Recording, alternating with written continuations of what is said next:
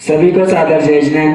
प्रतिदिन की भांति आज यहाँ पर मन की बात मुनि श्री रंजन सागर जी के साथ का कार्यक्रम प्रारंभ किया जा रहा है, जिसमें सभी श्रावकगण अपने मन की जिज्ञासा हमें व्हाट्सएप के माध्यम से भेजते हैं। अगर आपके भी मन में कोई जिज्ञासा उठ रही है तो आप भी हमें अपने व्हाट्सएप के माध्यम से हमें हमारे तक अपनी जिज्ञासा को भेजें। यहाँ पर गुरुवर के समक्ष रखकर पूज्य गुरुवर उनका समाधान करेंगे। आपके मन में हो जिज्ञासा तो भेजिए, हमारे पास होगा उनका समाधान। एवं हमारे जनसत्वाणी यूट्यूब चैनल को सब्सक्राइब करें और शेयर करें। आज के इस कार्यक्रम के पुण्यार्जक परिवार श्रीमती मधु जैन, श्रीमान विनोद जैन, कुमारी कांची जैन, अंश जैन, आदि जैन एवं समस्त परिवार गोला जिला ललितपुर ने अपने बच्चे आदि के जन्मदिन पर यह सौभाग्य प्राप्त किया है। जनसंतवाणी परिवार उनके सौभाग्य की अनुमोदना करता है। यहाँ पर सर्वप्रथम मुनिश्री के चरणों में त्रिकाल नमोस्तु करते हुए कि हे स्वामी नमोस्तु नमोस्तु नमोस्तु। पहला प्रश्न है श्रीमती शशि जैन, शिमला हिमाचल प्रदेश से, कि हे स्वामी वेदी में जो स्वर्ण की पॉलिश से इंद्र इत्यादि बनाए जाते हैं, इनका क्या अर्थ है? देखिए, भगवान का समोसरण जो हुआ करता है, उस समोसरण में यक्ष यक्षिणी जो भगवान के यक्ष यक्षिणी हैं, वह उनकी रक्षक, भगवान की रक्षा नहीं, उस बाह्य के वातावरण की रक्षा के लिए यक्ष यक्षिणी हुआ करते हैं, जो इंद्र चमर झुलाते हैं। भगवान के ऊपर 64 चमर झुलाए जाते हैं। वह इंद्र जो होते हैं वो चमर भगवान के ऊपर, जैसे कि वर्तमान में देखते राजा के ऊपर कहीं चमर झुलाते हैं लोग, ऐसे तीर्थंकर भगवान के ऊपर 64 चमर झुलते हैं। तो इंद्र का प्रतीक बनाते हैं कि इंद्र चमर ढुला रहे हैं भगवान के ऊपर। और उसमें जो सोने का कार्य किया जाता है, वो उभार करने के लिए, उसको प्रदर्शित करने के लिए, वह सोने का कार्य सुंदर दिखने के लिए, सुंदर रूप सौंदर्य हो, उसके लिए सोने का कार्य किया जाता है। सोने के काम से उस वेदी का उभार, समोसरण के उभार आता है, सुंदर दिखने लगता है।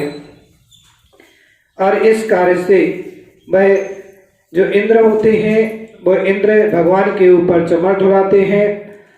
और चमर ढुलाने का प्रतीक है कि भगवान के ऊपर 64 चमर ढुलाए जाते हैं। और इस प्रकार से भावनाओं से वो इंद्र भी बना दिए जाते हैं मंदिरों में।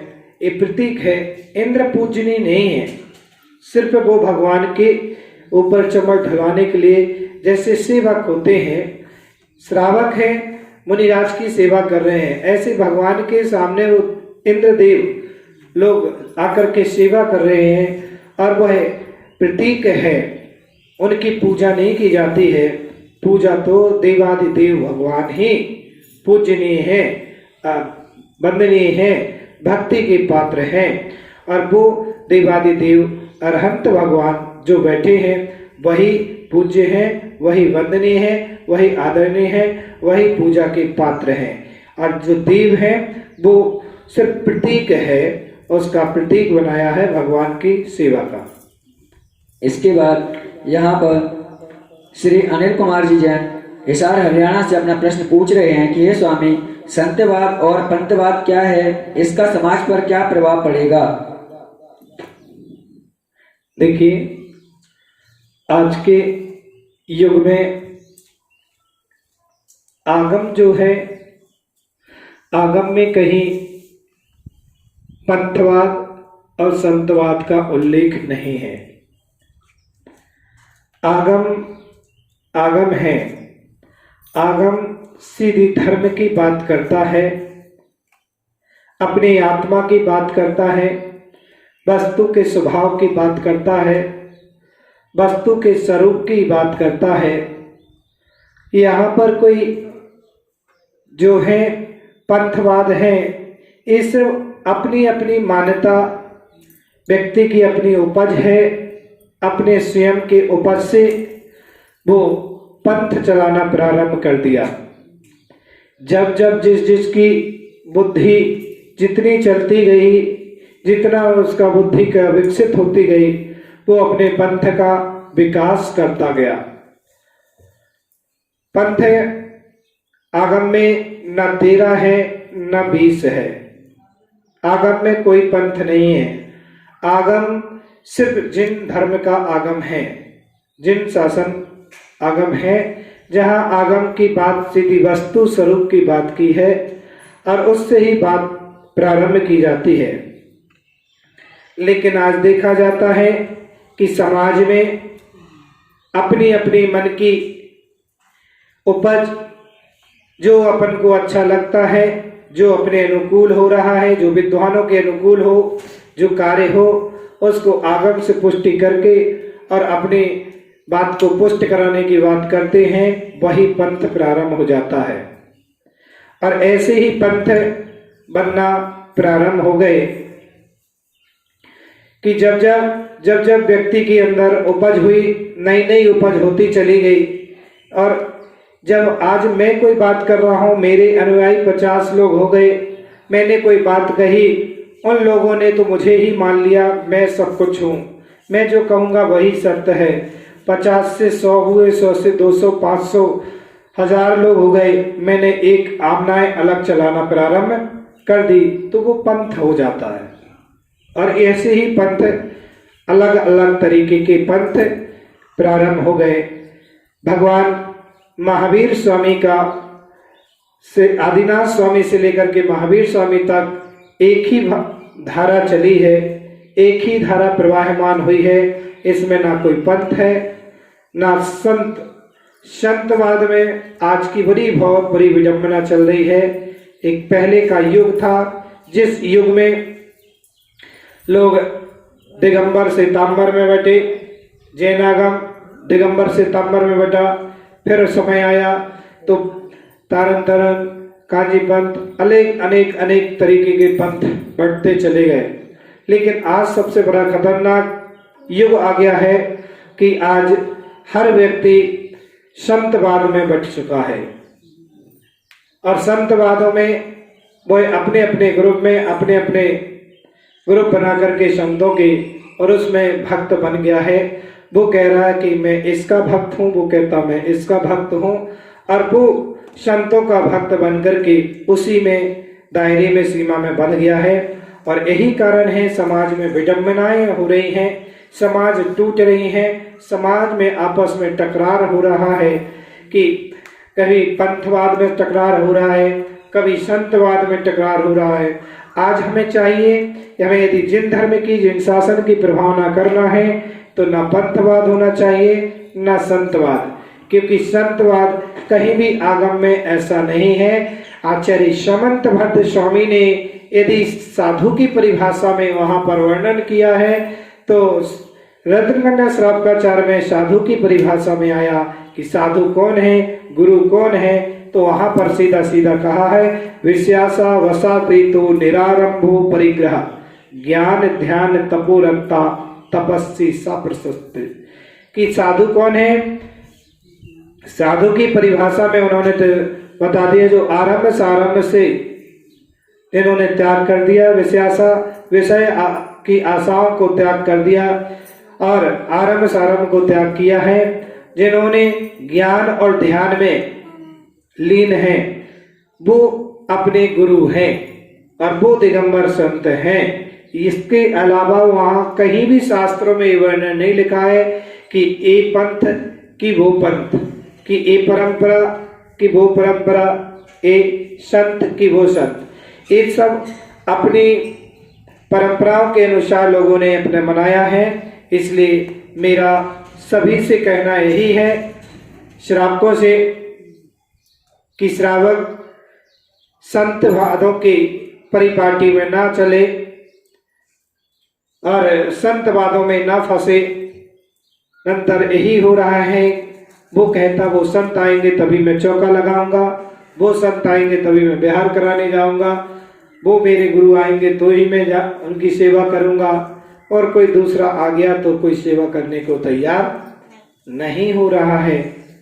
इस प्रकार से वह संतवाद में और पंथवाद में हमारे जिन शासन की हानियां हो रही हैं, जिन शासन की प्रभावना में प्रभावित हो रही है, कि सामने देखा जा रहा है कि आज मुट्ठी भर तो समाज है, लेकिन मुट्ठी भर समाज में भी इतनी पंथ में संत में अनेक अनेक तरीके में बट गए हैं कि आने वाला जो युग है, आने वाला समय है, उसमें जिन धर्म की खतरा हो रहा है कि कैसे जिन धर्म की प्रभावना होगी, कैसे जिन शासन चलेगा, कि अभी से लोगों में इतना फर्क हो गया है। अपन को चाहिए कि अपन सभी को किसी भी वाद विवाद में नहीं पड़ना है। सिर्फ जिन धर्म में आया है कि दिगंबर साधु जो पिछी कमंडल शास्त्र 3 उपकरण इनके हाथ में है, नग्न है, केस लॉन्च करते हैं, पद विहार करते हैं, खड़े होकर के आहार कर रहे हैं, वो हमारे पूजनीय हैं, वंदनीय हैं, उनकी आदरणीय हैं। उनके लिए हमें आदर सम्मान करना चाहिए, उनकी भक्ति करना चाहिए, क्योंकि वही हमारे शिक्षा गुरु हैं, वही हमारे लिए सीख दे रहे हैं। मैंने तो उनके तन को नमस्कार नहीं किया है, मैंने उनके भेष को नमस्कार नहीं किया, मैंने उनके रत्नात्रय धर्म को नमस्कार किया है। जो उन्होंने रत्नात्रय धारण किया है और मैंने उस रत्नात्रय को नमस्कार किया है, तो मुझे पुण्य प्राप्त हुआ है। वो क्रिया कर रहे नहीं करे वो जाने, उनका काम जाने। अपन को सिर्फ धर्म की प्रभावना करना है, जिन धर्म की, तो न संतवाद में न पंथवाद में, ये सब जिन धर्म की हानि है, धर्म की हानि हो रही है। तो इन सब ये दीमक है, और दीमक लकड़ी में एक बार लग जाए तो उस लकड़ी को खोखला कर देती है अंदर ही अंदर। इसलिए इन दीमक से श्रावकों को बचना चाहिए कि हमारे अंदर इस प्रकार का दीमक ना लग पाए कि ना संतवाद का और ना पंथवाद का। हम सिर्फ आगमवाद बने, कि हम आगम मार्गी बने, आगम के अनुसार कार्य करें। इसके बाद यहाँ पर श्रीमती कमला जैन गोला से अपना प्रश्न पूछ रही है कि हे स्वामी, मंदिर जी के पास घर होने से हम फलित नहीं हो पा रहे हैं, ऐसा क्यों है? देखिए, जब हम वास्तु शास्त्रों को पढ़ते हैं, जब हम प्रतिष्ठा ग्रंथों को पढ़ते हैं, वहां पर देखते हैं तो लोग ऐसा कहा जाता है वास्तु के हिसाब से, आगम प्रतिष्ठा पराग में प्रतिष्ठा ग्रंथों में ऐसा आया है कि मंदिर के पास रहने से कुछ नहीं है, लेकिन मंदिर के शिखर की छाया पड़ने से थोड़ा सा दोष आता है परिवार में। तो इसमें पूरा का पूरा खेल तो जैन दर्शन में पुण्य और पाप का ही है। पुण्य और पाप 80% में है, 10% में वास्तु और 10% में ज्योतिष का प्रभाव पड़ता है जीवन में। तो अब वो कहाँ घटित होता है, कहाँ नहीं होता, किसके जीवन में होता है, किसके जीवन में नहीं होता है, ये उसका पुण्य पाप है। जब कभी किसी जीव का तीव्र पुण्य प्रबल होता है तो ये सब वास्तु और ज्योतिष कोई प्रभाव उसको नहीं दिखाता है, उसके ऊपर असर नहीं होता है। क्यों? पुण्य वर्गनाएं इतनी तीव्र हैं, और जब जिसकी पुण्य वर्गनाएं कम होती हैं तो फिर उसको सामने दिखने लगता है कि मुझे ऐसा हो रहा है, इसलिए वास्तु से ऐसा हो गया, तो फिर कहते हैं कि अब मंदिर की परछाई से ऐसा हो रहा है। ऐसा नहीं है, लेकिन हाँ ये जरूर है कि जैसे कि वर्तमान में अभी देखा जाता है कि मौसम विभाग, वैज्ञानिक, साइंस लोग ने ये बताया कि 24 घंटे के अंदर यहाँ पर बारिश आने वाली है। अनुमान ज्ञान लगा लिया और यंत्र के माध्यम से ये अनुमान ज्ञान लगा लिया जाता है, तो उन लोगों की बातें कभी सत्य भी हो जाती हैं, कभी बात सत्य। यदि उसका रुख हवा का थोड़ा चेंज हो गया तो वो वहां से बाहर खाली थोड़ी सी हवा चली ठंडी ठंडी और वो बाहर मौसम वैसे बाहर का बाहर निकल जाता है, नहीं हो पाते। तो ये तो अनुमान ज्ञान है। अनुमान ज्ञान के माध्यम से जान लिया कि ऐसा हो सकता है। ऐसे ही अनुमान ज्ञान है कि इन मंदिर आदि की छाया से अनुमान ज्ञान ये लगाया कि ऐसा होता है। अब जरूरी नहीं कि ऐसा होता मतलब ऐसा ही होगा, नहीं भी हो सकता है। तो ऐसा नहीं है। उसी मंदिर के पास में रह करके बहुत लोग फलीभूत भी हो रहे, बहुत फलीभूत भी हो रहे। जब पुण्य सत्ता होती है तो सब फलीभूत हुआ करते हैं। जब पुण्य सत्ता नहीं, आज यही तो भ्रम हो गया है कि लोगों ने वास्तु के नाम पर मंदिर के मंदिर तोड़ दिए, वास्तु के नाम पर घर के घर तोड़ करके रख दिए। और लोग कहते हैं जब अपना खोटा पुण्य कर्म होता है तो मकान अपन को दुखदाई देने लगता है, और जब पुण्योदय होता है तो वही मकान जिसमें अपन रह रहे थे, वो पहले जो रह रहा था वो बहुत संपन्न था, और जब अपन आए तो पता चला कि अपना उसमें हानि होने लगी। तो ऐसा मकान का दोष, मंदिर की दोष नहीं है। ये अपने अंदर की मान्यता होती है कि ऐसा हो, मंदिर के पास रहने से ऐसा होता है। ऐसा बिल्कुल भी नहीं है भगवान के पास रहने से, लेकिन थोड़ा प्रभाव जरूर दिखता है। उस प्रभाव से अपन को बचना चाहिए, और वो बचना ऐसा चाहिए कि जहां शिखर की छाया पड़ रही है वहां अपने पैर आदि ना पड़े, पैर आदि ना पड़े। उस जगह से अपन ऐसी इस प्रकार की कोई असावधानी ना हो, तो उसके लिए एक शीशा आदि भी लगा देते हैं, उसका दोष, वास्तु दोष समाप्त कर देते हैं। वो वास्तु दोष समाप्त भी, तो ये पूर्णता सत्य नहीं है कोई भी चीज में कि इसके पास रहने से ऐसा होता है। ये तो लोगों की मान्यता होती है, मिथ्या मानता है कि ऐसा है।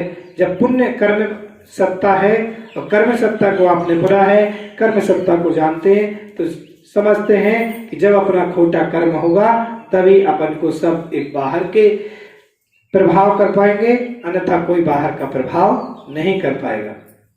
पुण्य यदि गड़बड़ है तो बाहर की समस्याएं प्रभावित करती है।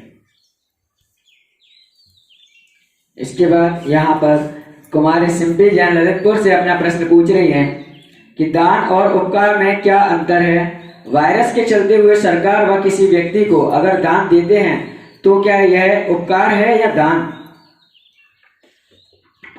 देखिए, दान दिया जाता है, उपकार किया जाता है। दान दिया जाता है और उपकार किया जाता है। दान जो होता है वो अलग है और उपकार अलग है।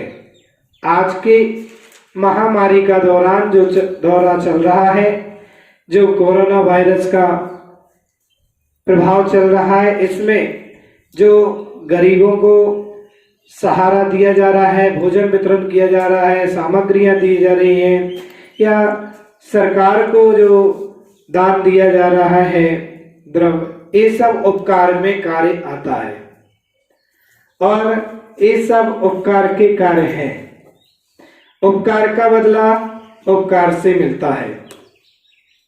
और दान 4 प्रकार के 4 संघ को दिए जाते हैं।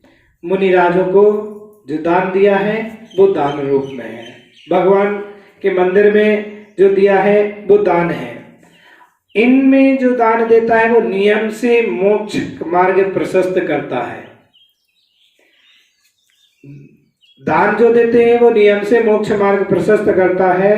उपकार जो करता है वो सांसारिक उपकारों का बदला उपकार से मिलता है। संसार में उसके लिए कभी न कभी कोई किसी रूप से उपकार के रूप में, जैसे कि मान लो आपने कभी किसी जीव के ऊपर उपकार किया और आप चल रहे थे रास्ते में, और रास्ते में गाड़ी से जा रहे थे कि अचानक आपके लिए कोई ठोकर लगी और वहां जंगल था, वीरान था, और फिर भी कोई एक इंसान आपको आया, उसने आपको बचा लिया, आपको मदद दे दी आपके लिए। तो वो कहाँ से उस समय वहां पर उपलब्ध हुआ? कभी आपने उस जीव के ऊपर उपकार किया होगा, तो उस समय वो आपको उपकारी बन करके उपकार करने आ गया। कि जंगल में कोई वीरान जंगल था, कोई व्यक्ति नहीं था, लेकिन अचानक कोई व्यक्ति दिख गया, कोई त्रियंच सामने आकर के खड़ा हो जाता, अपनी गाड़ी से एकदम ब्रेक लग जाता, सामने पता चला था खाई थी, खाई में गिरने वाली थी, लेकिन कोई जानवर बीच में से निकला। जब कि अपन ने गाड़ी रोकी तो अपन बच गए। कोई जानवर आकर के अपनी रक्षा कर लेता है। तो उपकार का बदला उपकार से। कभी किसी जीव की तुमने उपकार किया है, कभी किसी को बचाया है, तो आज वो तुम्हारे ऊपर भी उपकार करने।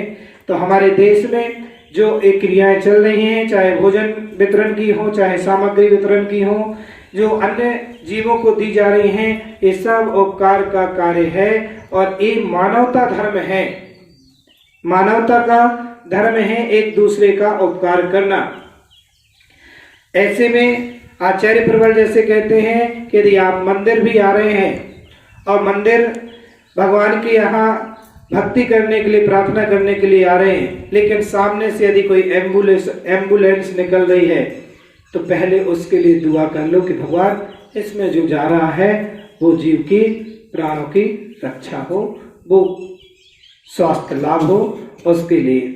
तो ये उपकार है, मानवता धर्म है। आप रास्ते से आ रहे हैं, कोई गाय आपको परी मिल गई, तड़प रही है, कोई कुत्ता मिल गया पड़ा हुआ तड़प रहा है, बहुत प्यासा है, परेशान है, और आप अच्छी धोती पहन करके आ रहे थे शुद्ध वस्त्रों में, तो आपका धर्म मानवता का ये कहता है कि मंदिर में 1 घंटे बाद आकर के पूजा कर सकते थे। पहले उस जीव के लिए पहले उपकार कर देते, उसके लिए कुछ खिला देते, पानी पिला देते, कुछ धर्म के 2 शब्द सुना देते।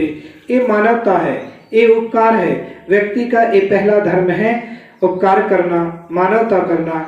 ये भी जरूरी है और दान भी जरूरी है। जब दान का समय आता है तब दान देना चाहिए, जब उपकार का समय आता है तो उपकार करना चाहिए। हमें दान भी करना है और उपकार भी करना है। आज के परिवेश में अभी उपकार की जरूरत है। हमारे सामने ये मानवता का धर्म हमारे डॉक्टर लोग कर रहे हैं, हमारे पुलिस प्रशासन कर रहे हैं कि अपनी जान की परवाह न करते हुए मानवता की सेवा कर रहे हैं, मानवता की सेवा में लगे हुए हैं। देख रहे हैं कि कितने सारे डॉक्टरों को, कितने सारे पुलिस प्रशासनों को कोरोना पॉजिटिव हो गया है, लेकिन फिर भी वो अपने स्वास्थ्य को ना देखते हुए अपने मरीजों को, अपने देश को अपना बलिदान भी दे रहे हैं। बहुत सारे लोगों की जान भी चली गई, लेकिन उसकी परवाह ना करते हुए। ये है मानवता, ये उपकार का कार्य है। जब हमें देश सेवा करने का अवसर मिला है, मानवता का सेवा करने का अवसर मिला है, तो मानवता की सेवा करना चाहिए। ये समय बार बार नहीं मिलता है और ऐसा समय आया है जब संकट का समय कि ये मानवता, ये लड़ाई जो है ये मानवता के नाते लड़ सकते हैं। कोई इससे तोप गोली बारूद से नहीं लड़ सकते हैं इस लड़ाई में। इसमें सिपाहियों की जरूरत नहीं है, यहाँ तो मानवता की जरूरत है। तो हमें मानवता के साथ एक दूसरे का साथ दे करके और इस लड़ाई से लड़ना है। जैसे आज का युग चल रहा है, महामारी का युग है, और अभी लॉकडाउन में अपन 40 दिन तक अभी लॉकडाउन कर चुके हैं। लगभग 38 दिन निकल रहे हैं, 35 दिन हो गए, अभी और पता नहीं 15-20 दिन और लॉकडाउन में जाएगा। तो इसमें अपन को चाहिए कि अपन एक दूसरे की मानवता के नाते, यदि हमारे मोहल्ले में, पड़ोस में, हमारे नगर में, हमारे आजू बाजू में कहीं पे आपके संबंधी में कोई यदि आर्थिक रूप से कमजोर है और उसको दिख रहा है कि ये 1.5 महीने 2 महीने से किसी प्रकार का काम धंधा नहीं है और कोई भी आय का साधन नहीं है, तो अपन को उसको मदद करना चाहिए। कैसे भी बने समाज को उसको मदद करें, मानवता के नाते मदद करें, यही आपका उपकार है। आज किया उपकार तो कहीं ना कहीं वो उपकार का बदला उपकार से, क्योंकि दान की क्रियाएं तो अभी सब बंद हैं, दान की प्रक्रियाएं सभी बंद हैं, कि अभी धार्मिक कार्यक्रम सारे बंद हैं। दान में आपका नाम सम्मान, आपका बहुमान बनता है, लेकिन ये निश्चित है कि उपकार दिखता नहीं है। उपकार नींव का पत्थर है और दान बनी बनाई बिल्डिंग है। दान में सबके सामने आता है, उसका तिलक होता है, मंच पर सम्मान होता है, ये पता चलता है इसने इतने की बोली ली, ये दान हो गया।